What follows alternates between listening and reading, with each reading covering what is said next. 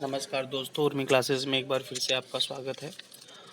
आपको थंबनेल देख कर के पता ही चल गया होगा कि आज हम किससे रिलेटेड बातें करेंगे। आज हम बातें करेंगे आईसीएआर टेक्नीशियन पोस्ट के लिए कि इसका एग्ज़ाम पोस्टपोन होगा कि नहीं होगा, एडमिट कार्ड कब तक आएगा और कितने फॉर्म भरे गए हैं। बहुत सारे यूट्यूब चैनल वाले बता रहे हैं कि 15 से 20 लाख फॉर्म भरे गए हैं।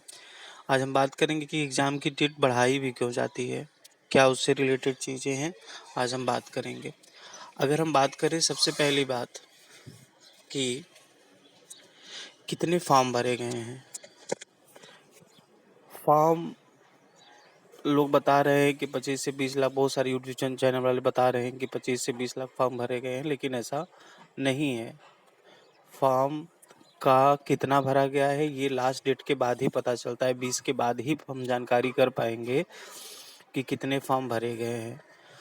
और डेट बढ़ाने के रीज़न क्या हो सकते हैं उसके बारे में बात करते हैं। डेट बढ़ाने के केवल 2 रीज़न हो सकते हैं। कोई भी आयोग या कोई भी एग्ज़ाम लेने वाली जो संस्था होती है, वो एग्ज़ाम केवल 2 तरीक़ों से बढ़ा सकती है। पहला, जितना उसका टारगेट हो, अगर वो फॉर्म उसने कम भरा है, उसमें कम फॉर्म भरा गया है, तो वो फिर से डेट को बढ़ा देती है। या कोई टेक्निकल प्रॉब्लम हो, जैसे फॉर्म भरने में या फीस जमा करने में या इन सब चीज़ों में कोई दिक्कत आ रही हो, तब भी डेट बढ़ाने के चांसेस हो सकते हैं। तो अगर देखें तो यहाँ पे कोई टेक्निकल प्रॉब्लम तो आई नहीं है, और अगर टेक्निकल प्रॉब्लम नहीं आई है तो इसका मतलब ये हुआ कि जितना टारगेट आयोग वालों का था या उस संस्था जो एग्ज़ाम ले रही है उसका था, तो उतने फॉर्म नहीं भरे गए हैं। ठीक है? तो इस तरीके से चीज़ें, अगर एग्ज़ाम बढ़ने के 2 ही रीज़न हो सकते हैं। फॉर्म भरने में तो कोई टेक्निकल प्रॉब्लम आ नहीं रही है, तो ज़्यादा से ज़्यादा चीज़ें ये हो सकती हैं कि फॉर्म जितना आयोग या वो संस्था चाहती थी उतने फॉर्म नहीं पड़े हुए हैं। अब हम बात करते हैं कि एग्ज़ाम का डेट क्या होगा, एग्ज़ाम का डेट क्या होगा और उस तरीके से चीज़ें कब होंगी। अब आईसीएआर ने पहले ही डिसाइड किया हुआ है कि एग्ज़ाम का डेट 25 से 5 के बीच होना तय है। 25 से 5 के बीच होना तय है। अगर उसने इस तरह की बातें की है तो इसका मतलब ये है वो बहुत सारे सेंटर से बात भी कर चुकी होगी एग्ज़ाम लेने के लिए।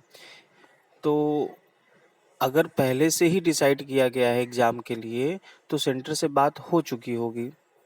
ठीक है, तो बहुत ही क्रिटिकल कंडीशन में ही ऐसा हो सकता है कि एग्ज़ाम के डेट को टाला जाए। तो कोविड-19 चल रहा है, आपको पता ही है।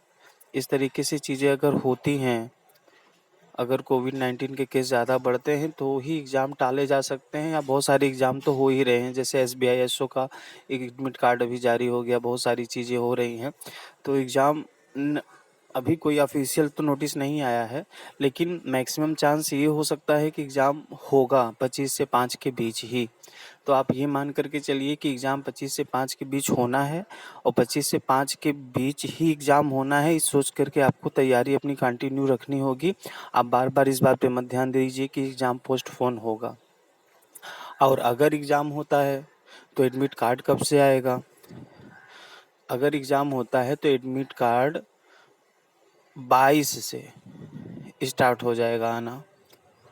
22 से एडमिट कार्ड आना स्टार्ट हो जाएगा, जिससे सभी लोगों को ये सुविधा होगी कि वो अपने संस्था या अपने एग्ज़ाम सेंटर तक पहुंच सके।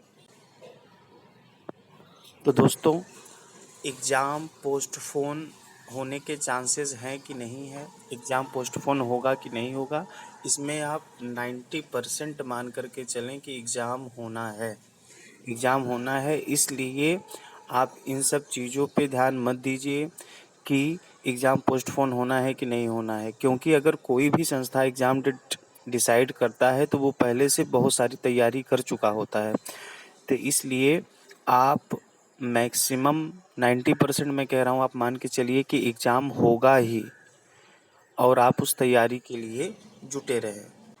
तो दोस्तों, आज ये बातें रिलेटेड थी कि एग्ज़ाम होगा कि नहीं होगा, एग्ज़ाम पोस्टपोन होगा कि नहीं होगा, एडमिट कार्ड कब तक आएगा।